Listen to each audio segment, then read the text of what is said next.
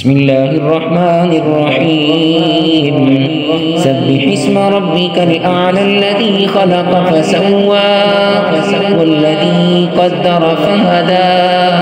والذي أخرج المرعى فجعله غثاء أحوى سنقرئك فلا تنسى إلا ما شاء الله إنه يعلم الجهر وما يخفى ونيسرك لليسرى فذكر إن نفعت الذكرى سيذكر من يخشى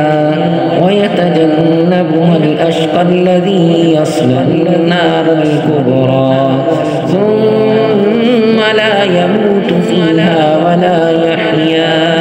قد أفلح من تزكى وذكر اسم ربه فصلى بل تؤثرون